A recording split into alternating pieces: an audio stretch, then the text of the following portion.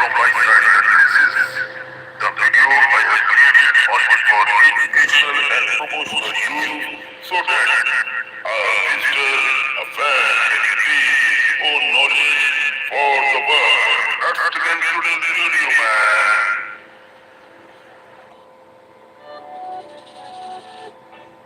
The United States of America, with its rich and diverse history, is home to an extraordinary array of historical sites that tell the story of the nation's past. From grand national monuments to preserved battlefields and humble homes of great leaders, each place provides a unit of the cultural, political, and social evolution of the country. Administered and preserved in large part by the National Park Service, NPS, these historical landmarks not only educate, but also inspire millions of visitors each year. National Landmarks and Monuments. Statue of Liberty and Ellis Island, New York. Perhaps the most iconic symbol of American freedom. The Statue of Liberty was a gift from France in 1886 and stands as a beacon for liberty and democracy. Located in New York Harbor, it has welcomed millions of immigrants arriving in the United States. Just nearby is Ellis Island, which served as the busiest immigration inspection station from 1892 to 1954. Over 12 million immigrants passed through here, making it a deeply emotional and historical location for many American families. Mount Rushmore, South Dakota. This massive sculpture carved into the Black Hills of South Dakota features the faces of 4 U.S. presidents: George Washington, Thomas Jefferson, Theodore Roosevelt, and Abraham Lincoln. Mount Rushmore represents the ideals of freedom, democracy, and the American dream. It was completed in 1941 after 14 years of work and remains a popular destination for both its artistry and symbolic significance. Lincoln Memorial and Washington Monument, Washington, D.C. The Lincoln Memorial, with its grand Greek temple design and a giant seated statue of Abraham Lincoln, commemorates the 16th president's role in preserving the Union during the Civil War and promoting liberty. Nearby, the Washington Monument, a towering obelisk, honors George Washington, the first president and father of the country. Both sites are part of the National Mall and are central to America's national identity. Independence National Historical Park, Philadelphia, Pennsylvania, known as America's most historic square mile. This park includes Independence Hall, where both the Declaration of Independence and the U.S. Constitution were debated and adopted. Nearby, the Liberty Bell, a symbol of American independence, draws visitors from around the world. Philadelphia's role as the nation's first capital and the cradle of democracy is captured perfectly within this park. Battlefields and military sites. Gettysburg National Military Park, Pennsylvania. The Battle of Gettysburg, fought in 1863, was a crucial turning point in the Civil War. The park preserves the battlefield and numerous monuments dedicated to the soldiers who fought and died there. It is also the site of President Lincoln's famous Gettysburg Address, which redefined the purpose of the war and the nation itself. Pearl Harbor National Memorial, Hawaii. This site commemorates the surprise Japanese attack on December 7, 1941, which led to the United States entry into World War II. The memorial includes the USS Arizona Memorial, built above the sunken battleship, and serves as a solemn tribute to the 2,403 Americans who lost their lives. It stands as a stark reminder of the cost of war and the importance of preparedness. The Alamo, San Antonio, Texas. A symbol of Texan courage and independence, the Alamo was the site of a fierce battle in 1836 between Mexican forces and Texan revolutionaries. Though the Texans were defeated, their bravery inspired others to continue the fight, ultimately leading to Texas's independence. The phrase, "Remember the Alamo," remains a rallying cry for bravery and resistance.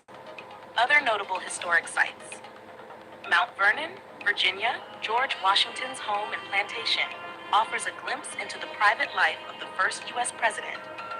Located along the Potomac River, Mount Vernon includes restored buildings, gardens, and Washington's tomb.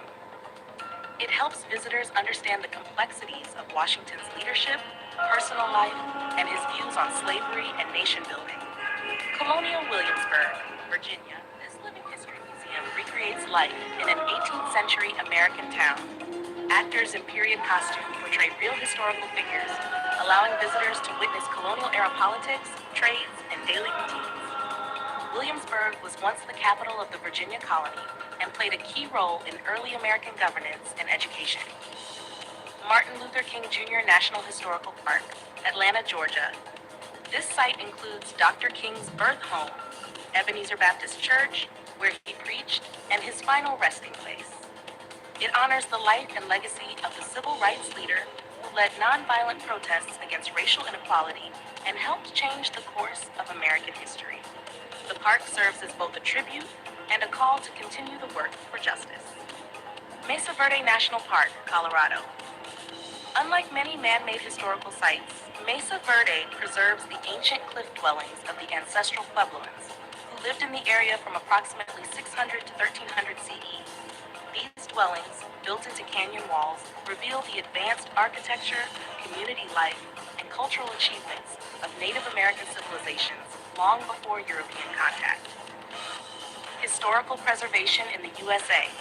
The National Historic Landmarks, NHL program, managed by the National Park Service, NPS, plays a critical role in identifying and preserving America's most important historical places.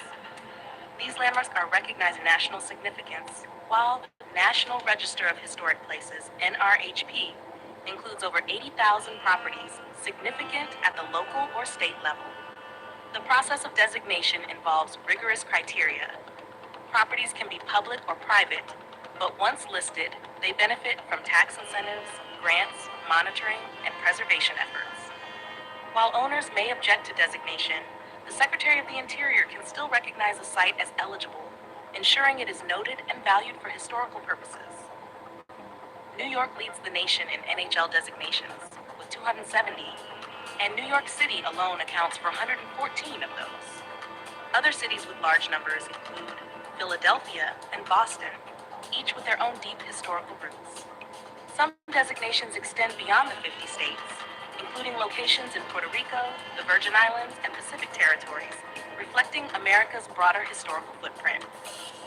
Interestingly, the American legation in Tangier, Morocco, is also an NHL. It was the first American public property overseas and represents early U.S. diplomacy. Conclusion. From the colonial towns and presidential homes to Civil War battlegrounds and sites of civil rights struggle, the historical places of the United States offer profound insights into the nation's journey. These landmarks are more than just tourist destinations. They are living narratives that connect past with present. Through preservation efforts by the National Park Service and programs like the NHL and NRHP, the U.S. ensures that its history remains accessible, honored, and protected for future generations. Each site, whether symbolizing freedom like the Statue of Liberty, remembrance like Gettysburg, resistance like the Alamo, or progress like MLK's Atlanta birthplace, is a chapter in America's vast, ongoing story. Exploring these places is not just about learning history, it's about understanding the identity and values of a nation shaped by countless individuals and events. Hello ladies and gentlemen, I hope you love this video. Before leaving the video, I request you once again to hit the subscribe button and like under this video and share this video link and the link of the channel on WhatsApp group, Facebook, Instagram, Pinterest group so that others get the same knowledge as you got. Thank you so much. Keep loving the world and keep supporting. Our hearts beat to the city streets. We began to feel the fire.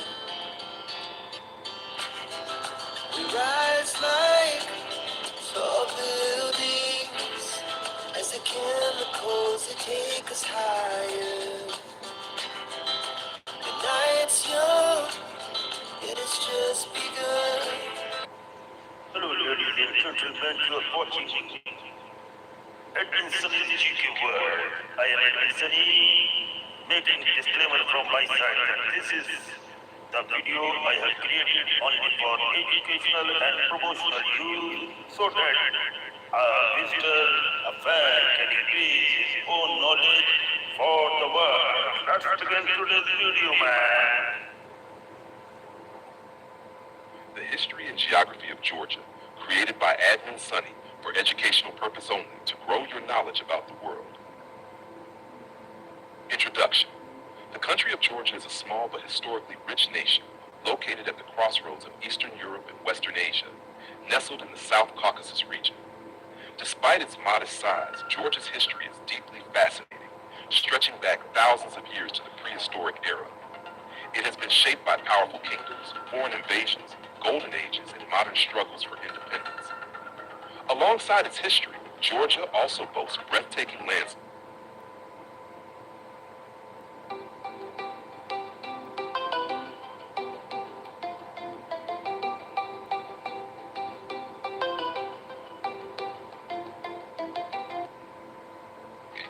Diverse climates, rich flora and fauna, and a vibrant culture that reflects centuries of interaction with neighboring civilizations. This article will explore Georgia's story in detail, from ancient kingdoms to the modern republic, while also highlighting its geography, people, and environment. Ancient Georgia, prehistory, 4th century AD. The lands of present-day Georgia hold some of the earliest evidence of human civilization. Archaeological discoveries reveal winemaking. Georgia is often called the birthplace of wine, with evidence of winemaking dating back over 8,000 years. Gold and textiles, ancient mines and weaving tools prove the region was advanced in metallurgy and fabric production. By the classical era, two important kingdoms emerged. One, Colchis, located in the fertile Colchida lowland, famous for the great myth of Jason and the Argonauts seeking the Golden Fleece. Two, Iberia, Kartli, situated in eastern Georgia, playing a crucial role in shaping the Georgian national identity. A turning point came in the early 4th century, when Georgia became one of the very first countries in the world to adopt Christianity as the state religion. This faith bound the Georgian people together and influenced their language, literature, and culture for centuries. Unified Georgian Kingdom and Golden Age, 11th to 13th centuries. In 1008 AD, Georgia was unified under the Bagrationi dynasty, which laid the foundation for a strong and centralized kingdom. King David IV, the Builder, 1089 to 1125, expanded Georgia, defeated invaders, and promoted cultural revival. Queen Tamar the Great, 1184 to 1213, one of the most celebrated rulers in Georgian history, oversaw the peak of Georgia's golden age.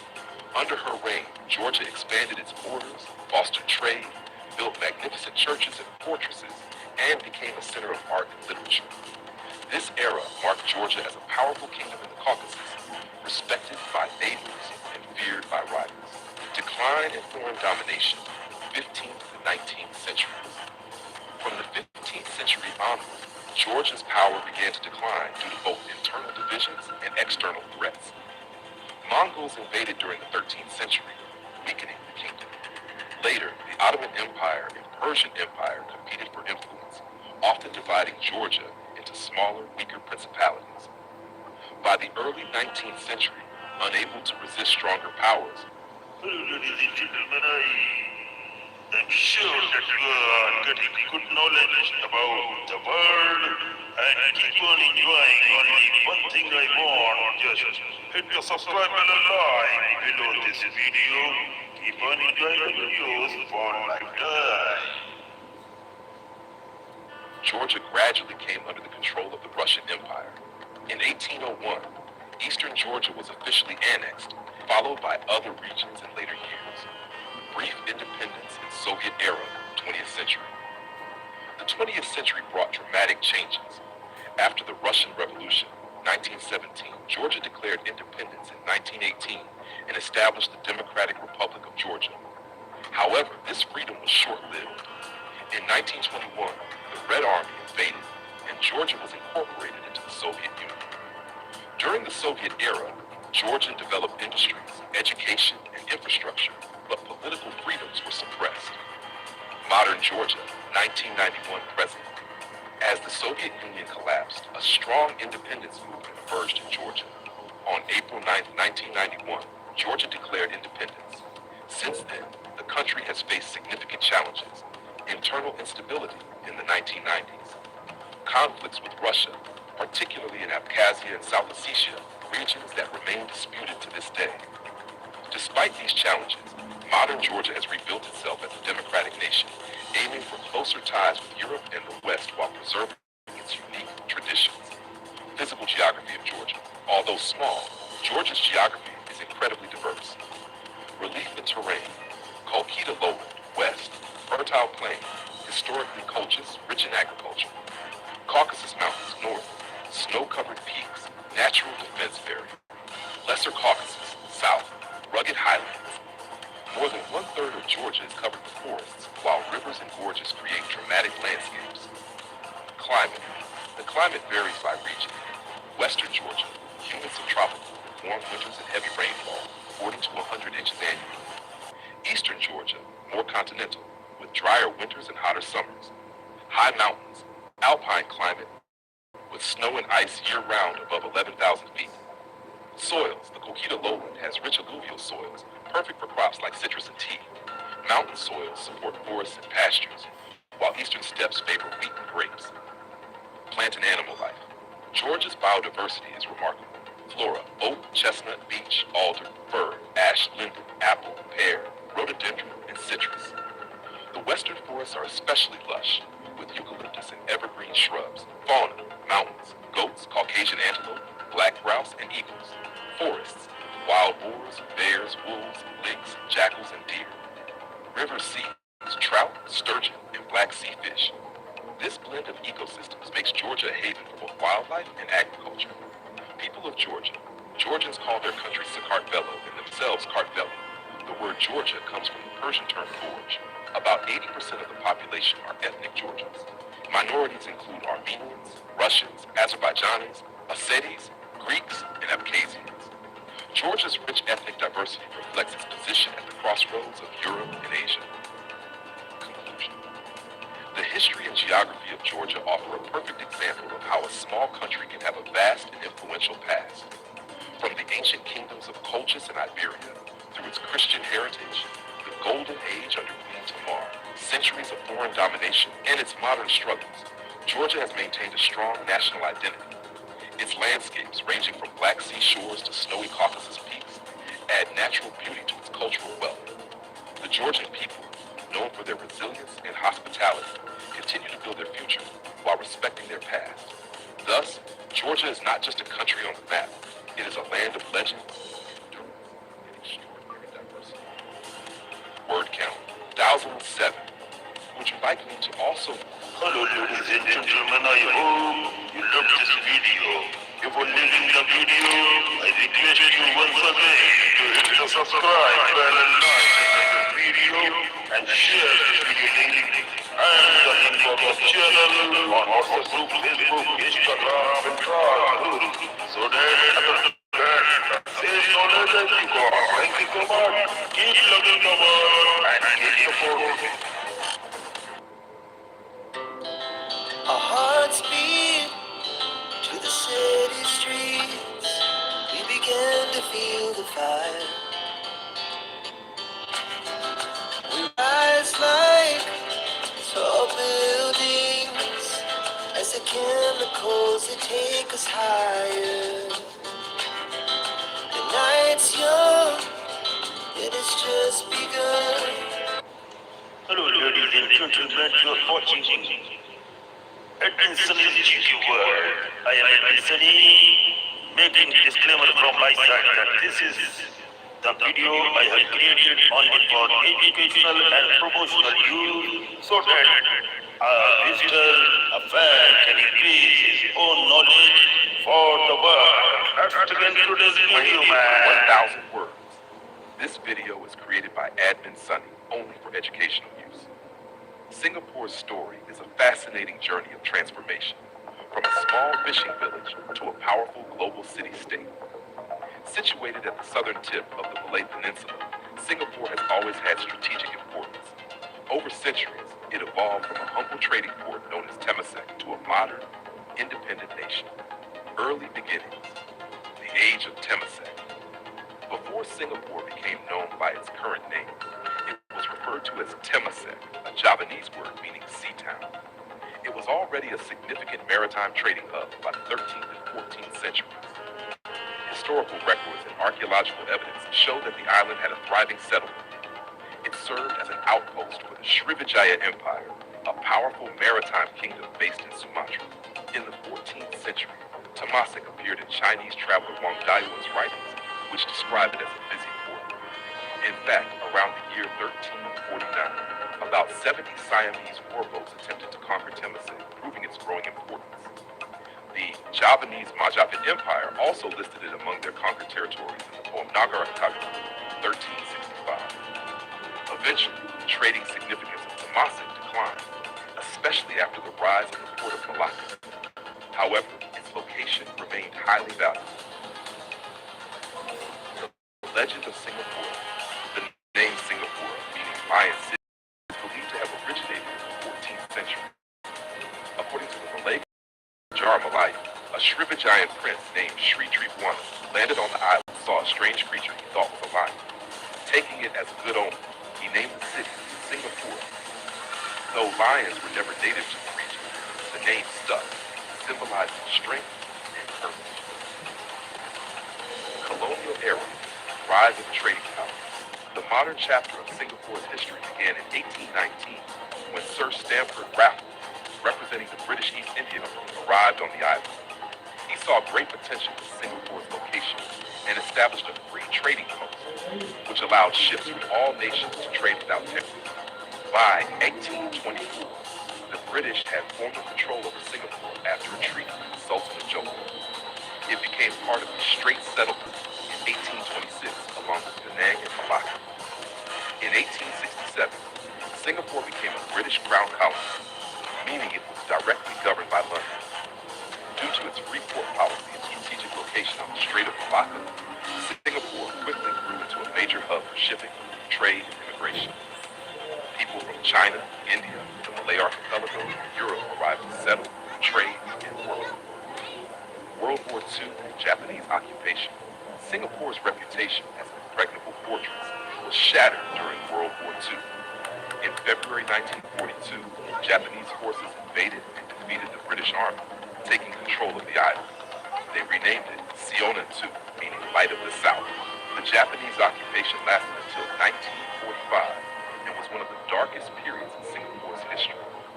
Thousands of people, especially Chinese civilians, were killed during the Suk Ching massacre. Food shortages, fear, and oppression defined this period. After Japan's defeat, the British returned, but confidence in colonial rule was broken. Road to independence. In 1959, Singapore achieved partial self-governance under British rule. Lee Kuan Yew became the first prime minister. His People's Action Party, PAP, aimed to build a modern, prosperous state. In 1963, Singapore joined Malaysia, along with Malaya, Sabah, and Sarawak, in hopes of achieving greater economic and political stability. However, the union was short-lived. There were deep differences, including political disagreements, ethnic tensions, and economic rivalries. On August 9, 1965, Singapore was expelled from Malaysia, becoming an independent nation. It was a painful moment, and Prime Minister Lee Kuan Yew broke into tears during the televised announcement.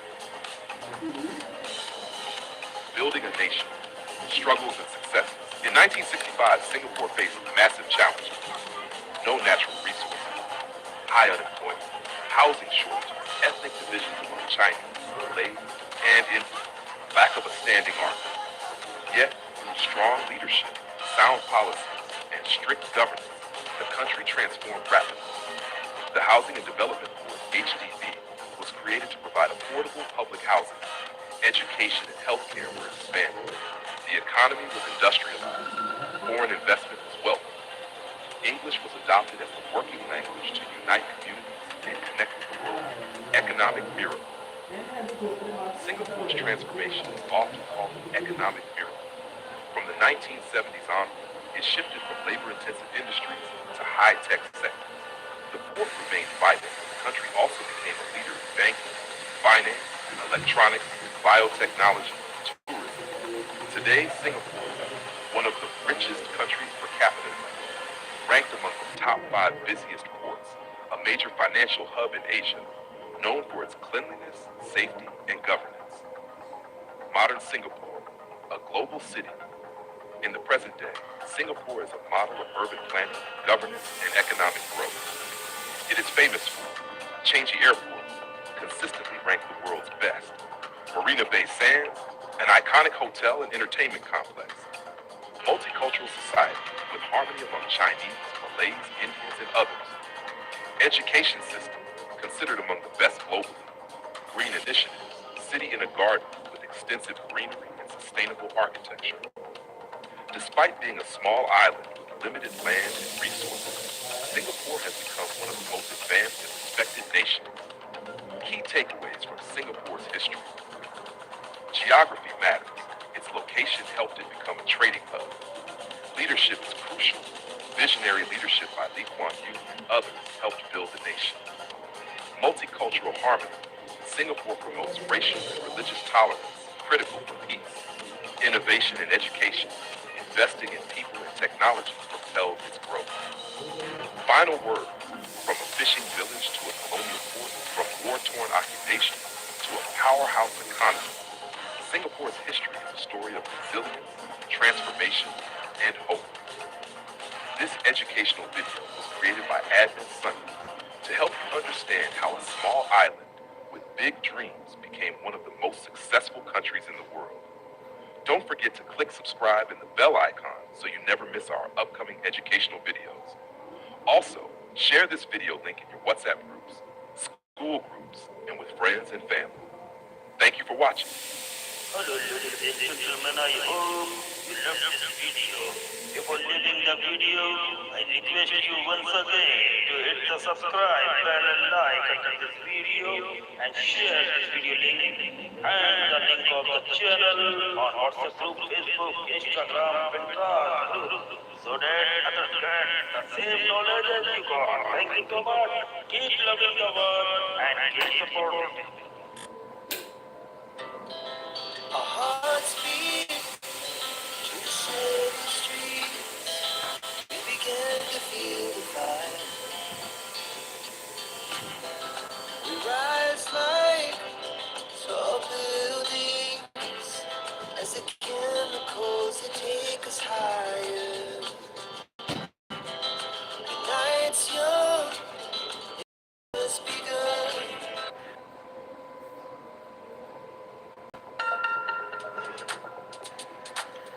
Hello, ladies and gentlemen. This is Admin Sunny, and you're watching Sunny's GK World. Means Sunny is the channel which blogs general knowledge of the entire globe. Now, this is a very, very beautiful and a very, very important video for those who are interested to know something more about the world. So here, that's why I have created this beautiful channel so that my all Indians, Asians and international friends get engaged to learn more in their life which they don't know at all. Now here are few human beings which are of very, very under painful conditions and they are leading a very, very tough life for the God they have received from the God.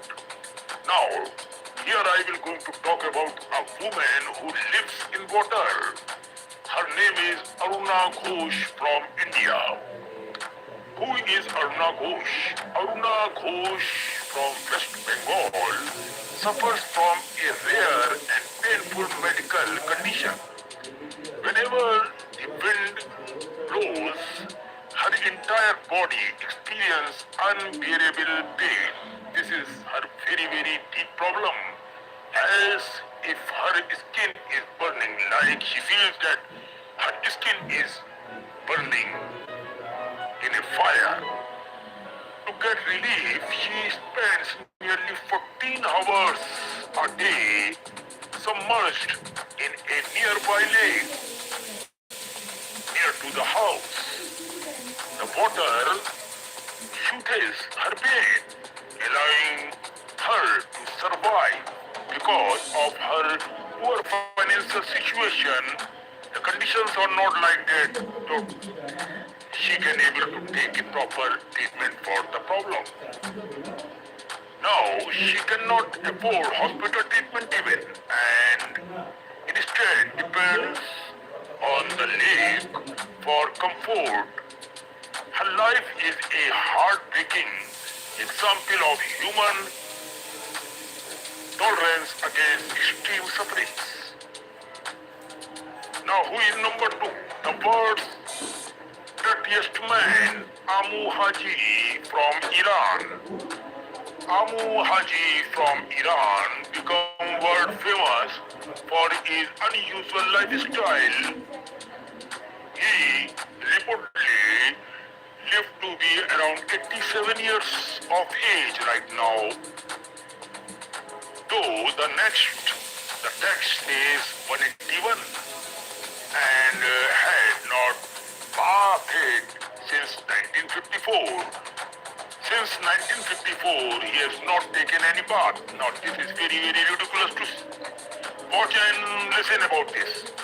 More than 60 years, man, he has not taken bath. He feared that bathing or coming into contact with water would make him sick, so he avoided it completely. This is a human mentality when in problem. Layers of dirt covered his body, man. He also hated fresh food and water. Instead, he drank animal urine and ate decayed meat. To trim his hair, he would burn it using fire rather than cutting it and using water somewhat. He preferred to sleep and rest in dirty surroundings. His strange habits made him known as the world's most dirtiest man ever. Now, here comes number three. The man who lives in an iron lung, Paul Alexander, USA. Paul Alexander from USA. Actually, Paul Alexander is from Texas, USA. Contracted polio when he was 6 years of age. The disease paralyzed his lungs, leaving him unable to breathe naturally since the year 1950s. He has lived inside an iron lung, a large metal machine that helped him to breathe. For over 70 years, Paul has lived inside this device. He studied, became a lawyer, and even wrote a book of all while being confined to the medicine. His story is one of extraordinary perseverance and adaptation to a mechanical life. Now here comes number four, the man who lives in a swamp. Now he is Miguel Restrepo from Colombia. Now Miguel Restrepo, a former drug addict from Colombia, decided to live in a sewer tank with his wife and dog. The sewer, just 3 meters long, has become their home for over 20 years now. He once lived on the streets and struggled with addictions. When he decided to quit drugs, his family and friends abandoned him, left with no money or home. He made the sewer his shelter. Inside, he has built a small kitchen, an oven, a TV, and even electricity. He decorates his home during festivals, proving that happiness does not always depend on luxurious life or from palace or from any well-cemented house.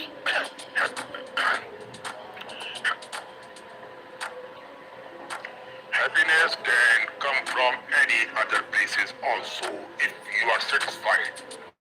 Now here comes number 5, the man who raised his hand for 47 years. Sadhu Amar Bharati from India. Sadhu Amar Bharati, a Hindu holy man from Delhi, has kept one hand raised above his head since 1973, over 4 decades. He took his vow as a form of devotion to Lord Shiva and as an act of renunciation from worldly attachment. Due to keeping his hand raised for so long, the muscles have withered and the arm has become stiff and stuck in position. It's a painful but powerful symbol of his faith and spirituality towards Lord Shiva. Now here comes number 6, the man who has not cut his hair in 50 years. Since 50 years, he has not cut out his own hairs. Tran Van He from Vietnam. Tran Van He from Vietnam avoided cutting his hair for 50 years because he believed he would fall ill or may die if he did it. Ridiculous all these things to hear that if you cut your you may die. What type of thinking is this? Over time, his hair grew into a huge coiled bun, measuring several meters long and weighing several kilograms now.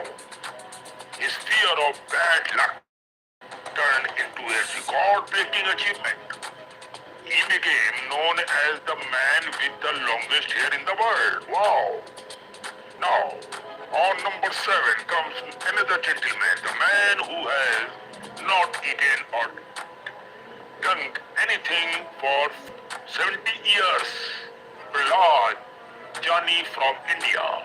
Prahlad Jani, a holy man from Gujarat, claimed that he did not eaten or drunk anything for over 70 years now. Man is terrific. He believed that divine energy and air were enough to sustain him. Even scientists studied him in hospital for weeks and found no evidence of food or water intake.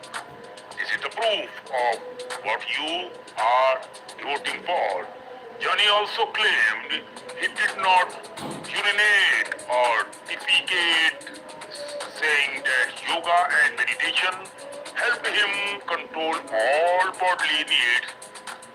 His case remains one of the great medical mysteries, man.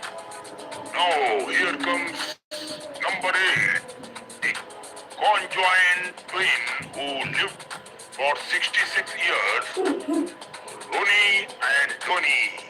Carry on from USA. Ronnie and Tony, you are great, man. Ronnie and Tony, carry on, were conjoined twins born in the US, United States. They shared the same abdomen and lower body. Doctor said that would not live alone. They will not live long, but they defied all expectations and lived 66 years. How medical failed us for saying that they will not live long. Where is that doctor?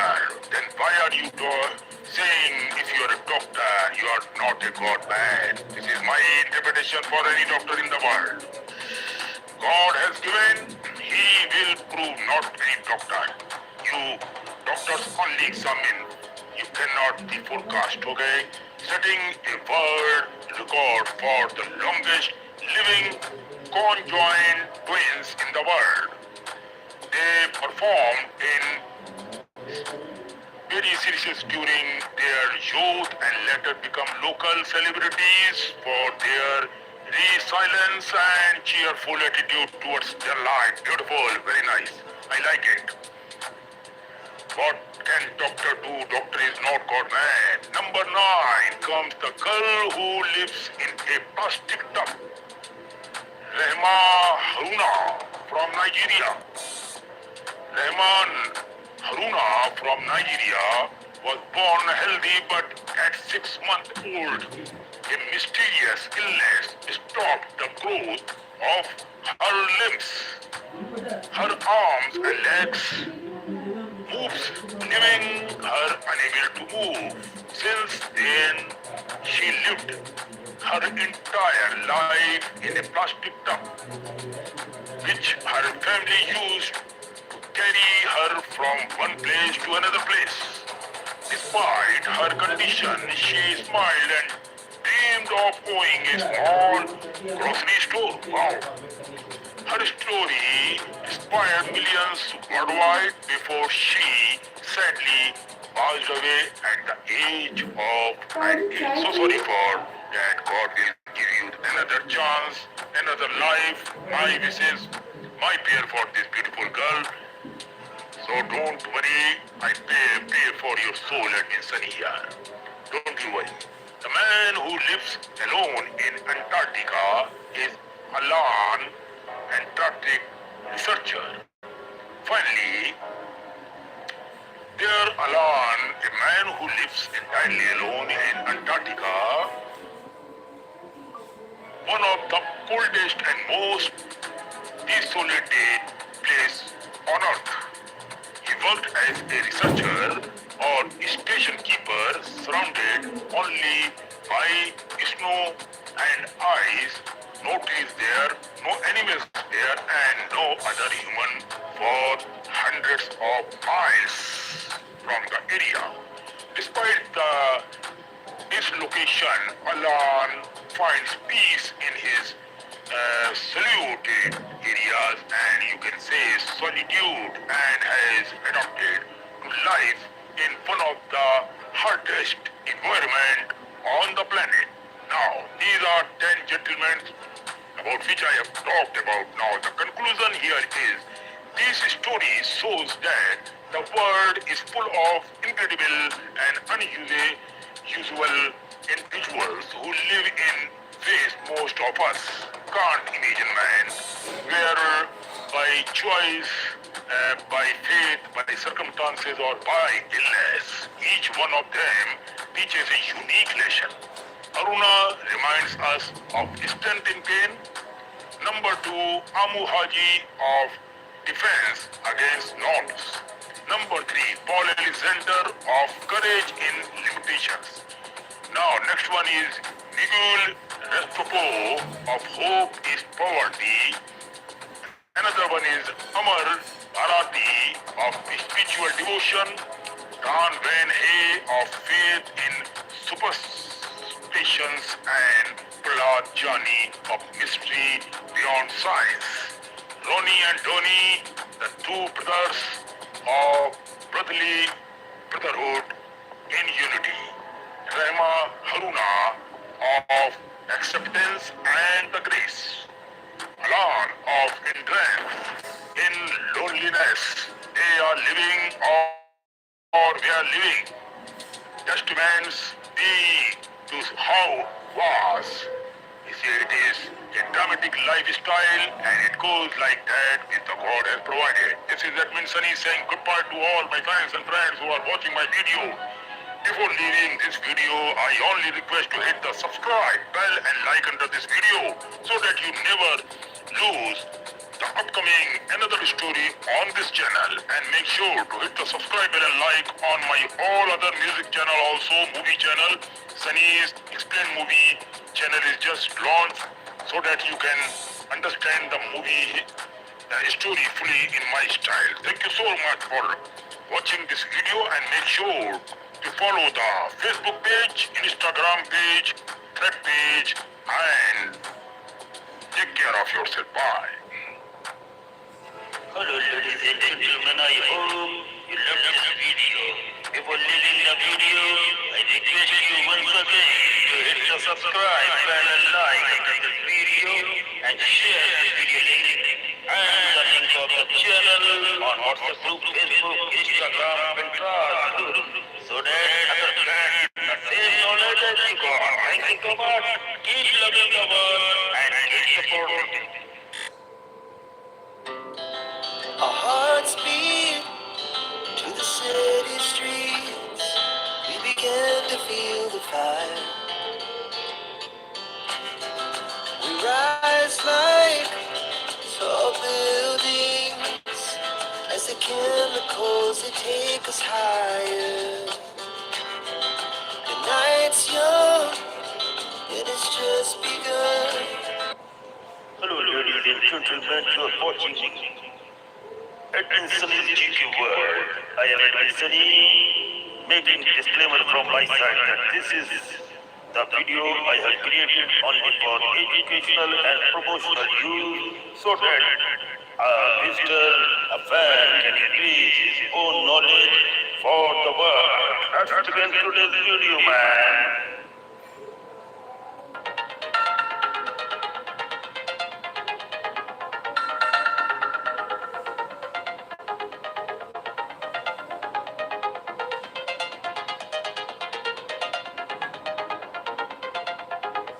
Architecture, purpose, and cultural significance.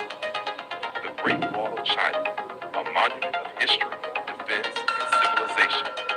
The Great Wall of China is not a single continuous structure, but rather a remarkable series of walls and fortifications built over a span of more than 2,300 years. Its purpose was primarily defensive, to protect the agricultural heartlands of northern China from the raids and invasions of nomadic tribes from the steppes of Mongolia. Beyond its practical function, however, the wall became a powerful symbol of Chinese unity, strength, and endurance.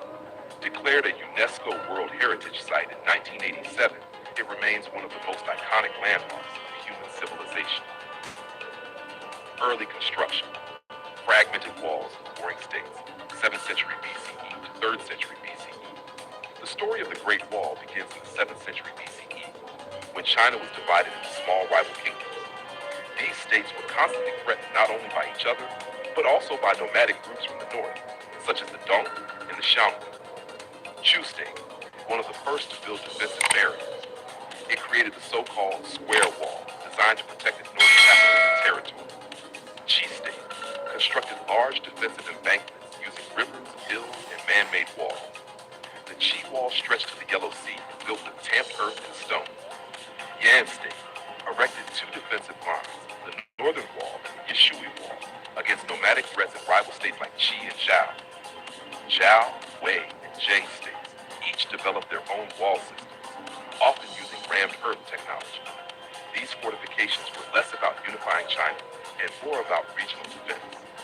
Thus, by the 4th century BCE, northern China was already a patchwork of defensive walls, which would later form the foundation for the imperial Great Wall. The Qin Dynasty, 221 to 206 BCE, first unification of the wall. When Qin Shi Huang, the first emperor of China, unified the warring states in 221 BCE, he faced the challenge of securing his northern frontier from the fearsome Xiongnu. He ordered General Meng Tian to connect and extend the existing walls of Yan, Zhao, and Qin into a single defensive system. This created what was known as the 10,000 Night Wall, about 5,000 kilometers. The construction relied on rammed earth, stones, and forced labor. Millions of conscripted peasants, soldiers, and prisoners worked under harsh conditions. Countless lives were lost. Although this Qin Wall was monumental, it quickly fell into disrepair after the dynasty collapsed in 206 BCE. Still, Qin Shi Huang set the precedent for future dynasties to maintain and expand the wall. The Han Dynasty, 206 BCE to 220 CE, the Wall and the Silk Road.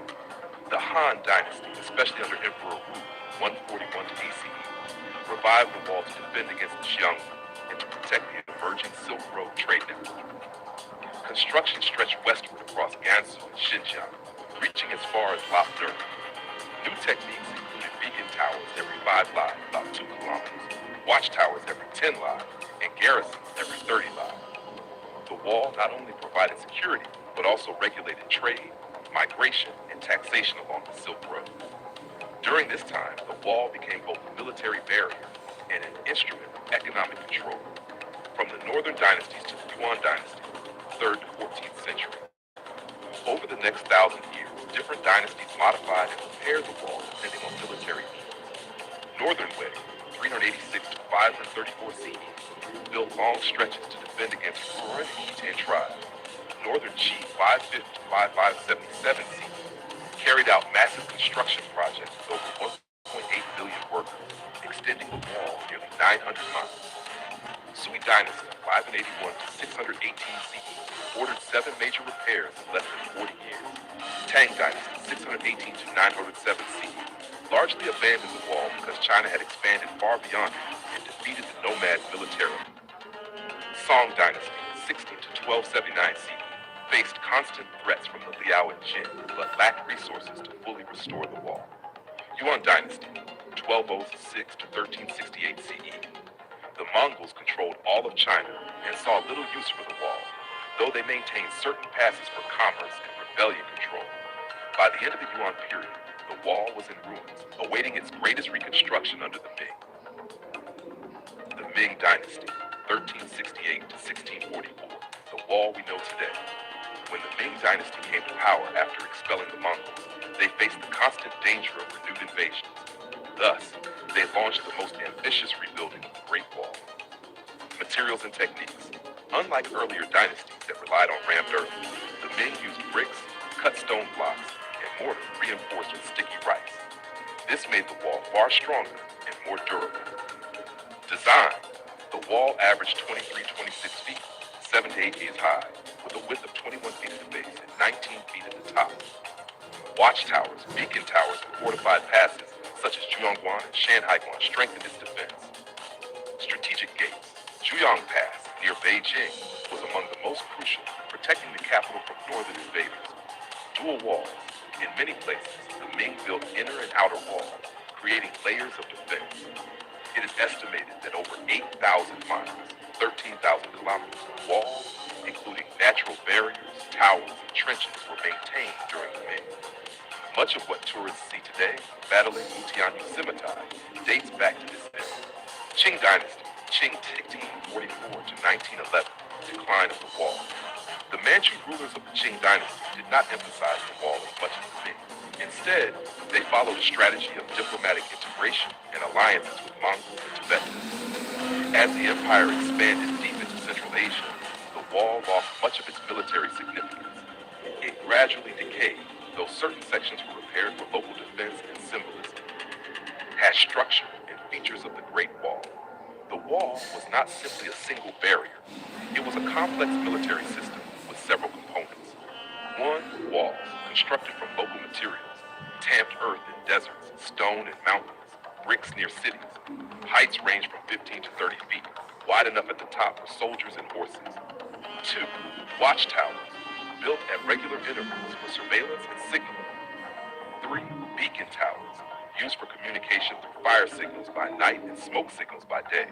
4. Passes and fortresses, strategic strongholds like Jaiguan, the western end, and Shanhaiguan, the eastern end, known as First Pass Under Heaven. 5. Moats and ramps, added in some regions for extra protection. This integrated system allowed China to monitor movement, respond quickly to invasions, and regulate commerce. Purposes of the Great Wall. The wall served multiple roles across centuries. 1. Defense. Its primary function was to protect China from northern nomadic invasions, particularly from the Xiongnu, Mongols, and other steppe tribes. 2. Border control. Controlled immigration, and smuggling. It also allowed the Chinese Empire to collect tariffs on trade along the Silk Road. 3. Symbolic power. It projected Chinese authority, discipline, and the idea of a unified empire. Even when militarily less effective, it remained a psychological barrier. Cultural significance and mythology. The Great Wall has long been a symbol of Chinese culture. Legend. The story of Meng Jiangzi, whose tears collapsed a section of the wall when her husband died during construction, reflects both the suffering of the laborers and the human cost of the project. Symbolism. By the 20th century, the wall became a national icon, representing resilience and pride. Mao Zedong famously declared, "He who has not climbed the Great Wall is not a true hero." Tourism. Today, reconstructed sections like Badalin attract millions of visitors annually. Preservation and challenges.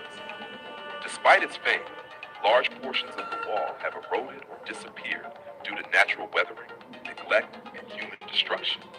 During the 20th century, some villages dismantled wall sections to use bricks for houses. Since the 1980s, however, conservation efforts have increased. UNESCO Heritage 1987 gave it global recognition. Restoration projects at Mutianyu, Simitai, and Jiayuguan have revived major sections. Laws now protect the wall from further damage, though illegal construction and tourism pressures remain challenges. Conclusion. The Great Wall of China is far more than just an ancient barrier. It is a living chronicle of Chinese history, stretching across dynasties, cultures, and landscapes. Built through the sweat and sacrifice of millions, it embodies the themes of defense, unity, endurance, and identity. From its fragmented beginnings in the Warring States to the grandeur of the Ming Dynasty, the wall reflects the evolution of Chinese civilization. While it could not always stop invasion, it stood as a line of resistance, a regulator of trade, and a symbol of cultural pride. Today, the Great Wall continues to inspire awe as one of the greatest architectural achievements in human history. Standing on its ancient stones, one feels not only the weight of centuries, but also the Hello ladies and gentlemen, I hope you loved this video. Before leaving the video, I request you once again to hit the subscribe button and like this video and share this video link and the link of the channel on WhatsApp group, Facebook, Instagram and group so that others share the same knowledge as you got. Thank you so much. Keep loving the world and keep supporting. Our hearts beat to the city streets. We began to feel the fire. We rise like tall buildings as the chemicals that take us higher. The night's young, it has just begun. Hello, ladies and gentlemen, you are watching Advanced World. I am Anthony, making a disclaimer from my side that this is the video I have created only for educational and promotional use so that visitors, a fan, can increase his own knowledge for the world. That's the concluding video, man. geography of Spain. The history of Spain, from ancient civilizations to modern democracy. Spain's long and eventful history is the product of many civilizations, Iberians, Celts, Romans, Visigoths, and Moors, each leaving behind enduring cultural, architectural, and linguistic influences. Over thousands of years, Spain transformed from a prehistoric land of tribes into one of the greatest empires in world history, later experiencing decline, dictatorship, and finally a return to democracy in the 20th century. Prehistoric and early civilizations. Archaeological discoveries in Spain show evidence of human habitation dating back over 1 million years. The Atapuerca caves in northern Spain. Hello friends, I am Admin Sunny and you are watching Sunny's GK World. In this unique video, I want to concern something very unique about the Mahabharata, the very important mythological book, worship book of Hindus. In interpretation of the overall connection between the Mahabharata, Russia, and future prospects included in this video. Before starting this video, I request you once again, so that you never miss the upcoming videos from our side regarding various types of different knowledge about the fact which a normal person doesn't know about. Imagine being told that an ancient Indian epic like the Mahabharata secretly mentions a modern nation such as Russia, and that this reference appears to telling uncanny with today's geopolitical realities? Would you dismiss it as coincidence or consider the possibility that ancient seers encoded future visions in symbolic language that we are only now being to interpret it? This idea forms the foundation of a growing narrative that links Hindu scriptures, propitious and modern global conflicts. This decision is not meant to glorify any nation or promote fear, but to explore a belief system that calms religion, wars, and destiny stand on the same timeline. According to this view, when the bird descends into Jaws, one northern land covered in snow and cold remains standing even after global destructions. The central question raised is why. Some believe that Lord Krishna himself granted a divine boon to a northern nation, ensuring its survival during the Great War of the Kali Yuga. According to these interpretations, that nation is not India, but it's Russia. Whether this is mythology, symbolism, and speculative prophecy is open to debate, but the idea continues to fascinate many people. The Mahabharata and its global references, what are they? The Mahabharata, composed by Maharishi Vedvyas, is one of the longest and most influential epics in human history till date, consisting of nearly 100,000 verses. It is often called the fifth Ved, but people don't know, and narrates the great dramatic war between the Pandavas and the Kauravas. Beyond warfare, it explores philosophy, duty, morality, and the nature of time. Traditionally, the epic is associated with the Indian subcontinent. However, some scholars and interpreters argue that it also references distant regions and kingdoms. In the Sabha Parva Book of Assembly Hall, particularly chapter 51, a list is given of kings who attended Yudhishthira Rajasuria Yagna. Among these names is a region described as Rosha or Rusa, R-U-S-A or R-O-S-H-A, which some modern interpreters associated with present day is called as Russia. Do you understand why? This is the fact I have included this story so that to increase your knowledge regarding mythology of India and mythology of the world. This identification is not universally accepted by historians.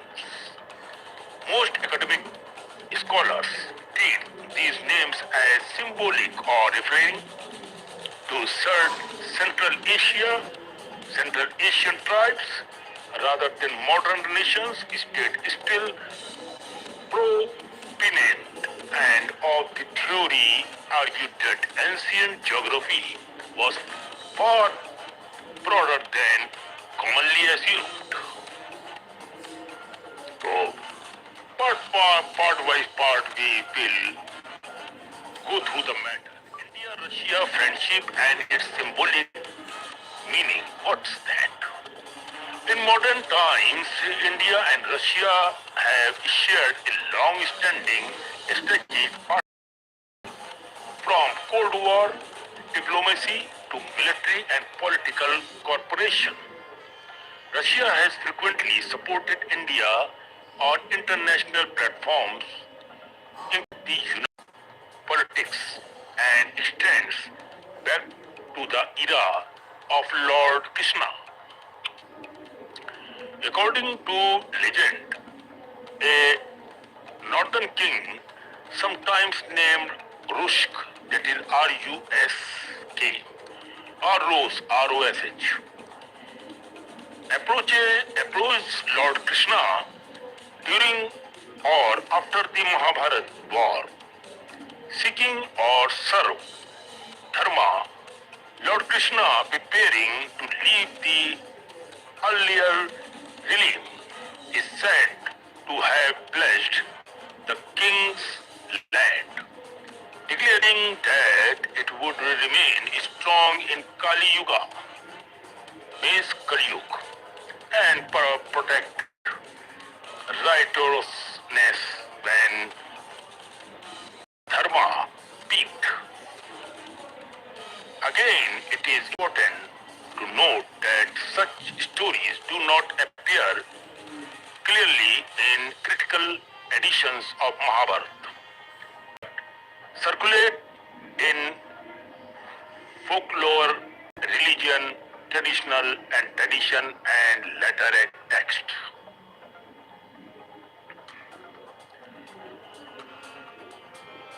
Bhavishya Malika and apocalyptic books, what they said. A major cause fueling these beliefs is the Bhavishya Malika, a prophetic text attributed to Acharyanandaji Das, a 15th to 16th century Odia saint and one of the Panchashak, means 5 grand saints of Odisha. He is believed by followers to be Trikaldarshi, means who can see beyond the limit. It's a Hindi word is Trikaldarshi, or the people who has the knowledge beyond the limit is Trikalgyani. One who can see past, present and the future. It is called as Trikaldarshi, who sees what is past, present and what will be the future. The Bhavishya Malika contains numerous prophetics and about moral decline, wars, famine, natural disasters and the eventual arrival of Kalki Avatar. Some verses are interpreted as predicting a massive global conflict resembling a third world war involving India, China, Pakistan, Europe, the Middle East and the West. According to these interpretations, the war would last several years, result in unprecedented destructions, famine and social collapse, and calm millions of lives worldwide. However, the text is believed to suggest that India and Russia would ultimately survive the devastation through, though not without suffering. So, these are the danger nations coming features what I am discussing about here in this video. Russia and India would ultimately survive the devastations through, though not with suffering. believers argue that Russia's survival is linked to Krishna ancient blessings, placing it as a protector of dharma in the final stage of Kali Yuga. Archaeological and other types of claims. Supporter of the theory of an city